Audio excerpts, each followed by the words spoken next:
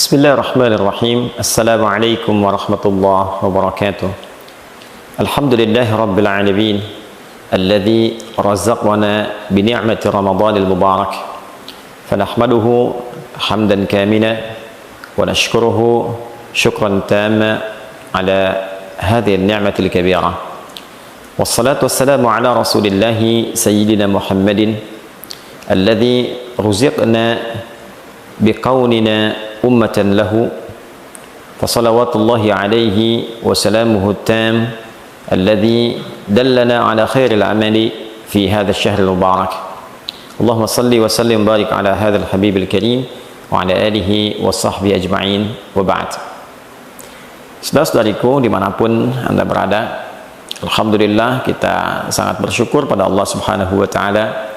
Tahun ini kita kembali diberikan kesempatan untuk mendapati, menemui, dan memaksimalkan potensi kita untuk beribadah di bulan Ramadan yang penuh dengan berkah, penuh dengan limpahan kasih sayang Allah Subhanahu wa Ta'ala, yang tidak semua hamba-hamba Allah mendapati kesempatan yang sangat berharga, istimewa, dan membahagiakan ini. Untuk itu, penting kiranya kita mengetahui beragam keistimewaan dimaksud, sehingga dengan itu memberikan motivasi yang besar dan mendalam kepada kita untuk menyusun strategi, menyiapkan kurikulum amal, sekaligus memotivasi diri kita untuk senantiasa bersemangat dalam menjalankan semua kurikulum amalan yang telah kita dapati itu. Teman-teman, dimanapun Anda berada, di antara keistimewaan Ramadan yang tidak bisa ditandingi, sulit didapati di waktu-waktu lainnya adalah berlimpahnya anugerah Allah Subhanahu wa Ta'ala, yang diantara sekian banyak anugerah itu adalah ampunan Allah yang ditebarkan kepada seluruh hamba-hambanya tanpa kecuali dan mencakup semua jenis dan ragam dosa yang pernah dilakukan oleh seorang hamba. Terkait dengan ini, Nabi Sallallahu Alaihi Wasallam memberikan kabar gembira sekaligus penguatan akan hal dimaksud, dan didokumentasikan penguatan ini oleh Al-Imam Al-Bukhari juga Al-Imam Muslim, khususnya dalam kedua kitab sahih mereka. Di Al-Bukhari misalnya nomor hadis ke-38 pun demikian Imam Muslim menyantumkan dengan redaksi yang serupa di nomor hadis 760. Keduanya mengambil riwayat dari sahabat Abu Hurairah Abdurrahman bin Sakhr radhiyallahu taala anhu dari Nabi sallallahu alaihi wasallam, beliau bersabda, "Man shama Ramadhana imanan wa ihtisaban, ghufira lahu ma taqaddama min dhanbi." Man, siapapun, mencakup laki-laki, perempuan, besar, kecil, tua, muda, apapun profesinya. Dan ini sifatnya secara personal. Ketika disebutkan man, artinya menunjuk secara personal, dan dia memiliki juga keumuman makna. Artinya berlaku secara personal namun dibuka umum bagi siapapun, baik laki-laki, perempuan, dengan segala sifat yang telah tadi kami sebutkan. Artinya peluang ini seakan-akan Nabi memberikan beritanya secara personal kepada kita. Wahai ahli hidayat, wahai fulan, wahai fulana, man shama Ramadhana, siapapun di antara Anda yang mampu menunaikan puasa Ramadan. Perhatikan kalimatnya, kata puasa dimaksud sama diikat dengan waktu Ramadan. Jadi tidak ditemukan di waktu-waktu yang lain. Tidak di puasa Rajab misalnya, tidak di puasa Sya'ban misalnya, tidak di bulan hurum-hurum yang lain, tidak di puasa Arafah, tidak di puasa Asyura dan yang lainnya, tidak di Ayyamul Bid, tidak di hari Senin dan Kamis. Ini hanya khusus mencakup di bulan Ramadan. Man shama Ramadhana, siapapun yang mampu menunaikan puasa Ramadan. Dan kita ketahui Ramadan itu jumlahnya selama sebulan. Ya, di Al-Baqarah ayat 185 jelas Allah menggabungkan kata syahr yang menunjuk pada waktu selama sebulan dengan kata Ramadan dalam momentum penurunan Al-Quran. Syahrul Ramadan alladzi unzila fihi Al-Quran. Di bulan Ramadan itu yang diturunkan Al-Quran di dalamnya, itulah kemudian waktu yang menjadikan kita wajib menunaikan puasa selama sebulan penuh. Artinya dalam konteks menunaikan puasa ini di bulan Ramadan ini waktunya terbentang selama sebulan. Siapapun yang mampu menunaikan puasa Ramadan dari hari pertama, hari kedua sampai yang terakhir selama sebulan, dengan catatan imanan wahtisaban. Imanan ia kerjakan karena imannya, karena keikhlasannya pada Allah Subhanahu wa taala, keyakinannya untuk menyembah, mengagungkan dan menaati perintah Allah Subhanahu wa taala. Karena kalimat iman itu sandingannya adalah amal saleh. Jadi begitu disebutkan iman, pembuktiannya amal saleh. Misal Quran surah 103, wal 'asr innal insana lafi khusr illa alladziina amanu wa 'amilus shalihat. Jadi untuk menunjukkan seseorang beriman itu, maka pembuktiannya lewat amal saleh. Nah, pengertian terbaliknya, mafhum mukhalafahnya, ketika seseorang menunaikan amal dan disebut dengan saleh, maka tujuan utamanya adalah untuk membuktikan keimanannya. Kepada siapa? Kepada Allah. Jadi bukti iman itu adalah taat. Taat itu wujudnya adalah amal soleh, perbuatan kita yang ditujukan karena Allah Subhanahu wa ta'ala. Karena itulah ketika satu kata yang menunjuk pada ibadah kemudian disandingkan dengan kata iman, ingin memberikan kesan bahwa syarat penunaian ibadah itu dianggap benar, dianggap baik jika memang ditujukan untuk kepentingan imannya, dalam arti dilakukan karena Allah Subhanahu wa ta'ala.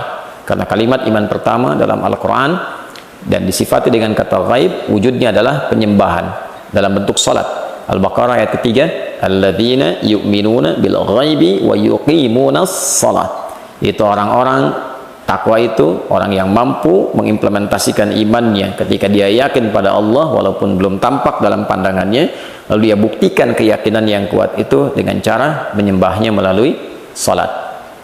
Maka dari itu ketika puasa diikat dengan kata iman, ini ingin memberikan kesan batasan bahwa orang-orang yang akan mendapatkan jaminan keistimewaan di bulan Ramadan ini adalah syarat pertamanya dia menunaikan puasanya hanya karena Allah, untuk membuktikan keimanannya kepada Allah.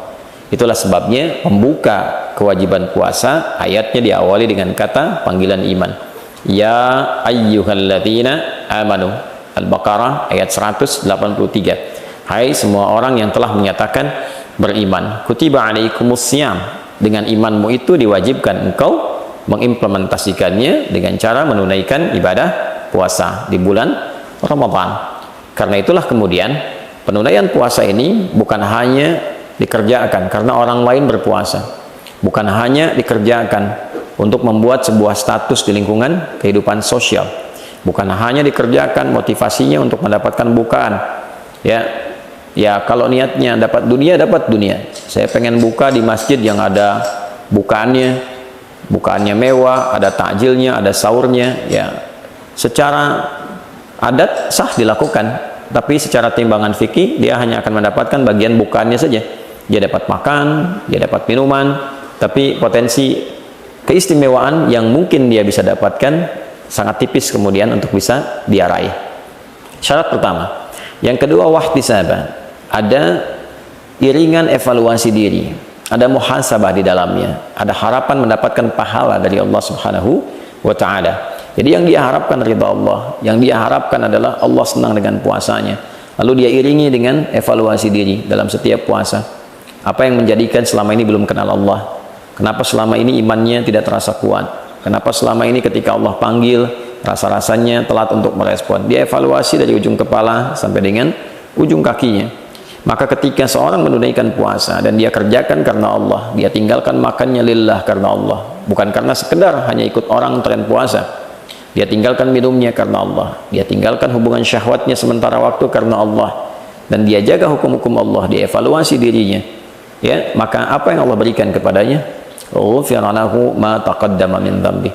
Sepanjang dalam puasanya dia mencoba evaluasi diri, dosa pikirannya, dosa telinganya dari mulai mendengar yang salah, dosa lisannya bertutur yang keliru, dosa pandangannya melihat yang tidak benar, sampai ujung kakinya, itu berpotensi saat dia berbuka diampunilah dosanya oleh Allah Subhanahu wa ta'ala.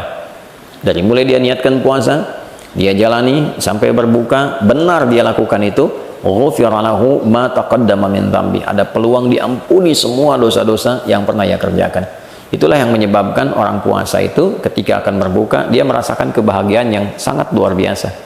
Bukan sekedar karena dia telah selesai menuntaskan tugasnya dan dia akan berbuka, begitu mendengar azan ada satu gejolak dalam dirinya, aura yang berbeda dari biasanya, mendorong ia untuk berbahagia karena sekarang waktunya berbuka. Karena itu dalam hadis dikatakan farhatani lis-shaimi farhatani, bagi orang puasa ada dua kebahagiaan, ya.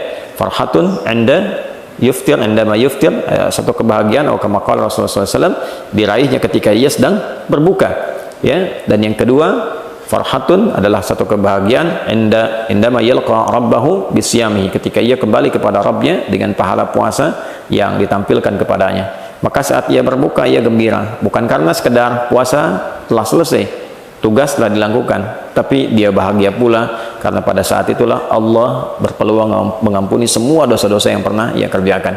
Saat dia kembali kepada Allah, dia kembali dalam keadaan bersih, pahala telah dia dapatkan dari bacaan Quran, dari sholat, dari kajian-kajian, dari tilawah dan sebagainya, sehingga dia gembira. Dan disambutlah ia saat kembali itu dengan diperintahkan untuk memasuki pintu khusus dengan pahala puasanya, yaitu pintu Ar-Rayyan. Allah Subhanahu wa taala menyampaikan kepada Nabi untuk memberikan kabar gembira, inna fil jannati baban yuqalu Rayyan, di surga itu ada satu pintu yang disebut dengan Ar-Rayyan, la yadkhuluhu illa shaimun, tidak akan dimasuki oleh hamba manapun kecuali ahli puasa. Di antara ahli puasa itu ada yang menafsirkan rajin puasa, tapi juga pengertian spesifiknya adalah orang yang berhasil menunaikan puasanya yang ia kerjakan karena Allah, dan dia mengevaluasi diri seperti disifati dalam hadis Nabi sallallahu alaihi wasallam yang telah tadi diuraikan. Fa idza dakhaluhu ughliqa, kalau sudah masuk orang-orang dengan sifat ini, maka segera ditutup, tidak ada orang lain yang bisa masuk kecuali memiliki karakter yang serupa. Jadi teman-teman dimanapun berada, saya ingin mengajak pada diri pribadi dan kita semua untuk saling mendoakan. Dari mulai sejak awal kita menjalani ibadah puasa ini sampai ujungnya, tidak ada di antara kita yang tidak punya kesalahan, tidak ada di antara kita yang tidak punya dosa. Yang dibawa ke akhirat bukan berapa banyak uang kita, bukan berapa tinggi status kita, bukan berapa luas ilmu kita, bukan berapa kuat tenaga kita. Yang dibawa pulang adalah timbangan antara pahala dan dosa. Berapa banyak amal solehnya, berapa banyak amal salahnya. Ketika ditimbang, apa yang bisa menutupnya? Maka kasih Allah menghadirkan Ramadan untuk kita, bukan yang lain, memberikan sebuah kesempatan yang dalam agar kita mampu memanfaatkannya dengan mengevaluasi diri dan berharap Allah membuat kita lebih baik dibandingkan dengan hari-hari sebelumnya. Nabi SAW bersabda dalam satu hadis yang didokumentasikan oleh Imam Al-Hakim An-Naisaburi dalam kitabnya Al-Mustadrak. Satu kali Nabi SAW bersabda, wa kama qala raghima anfu rajulin liman adraka ramadhana falam yughfar lahu.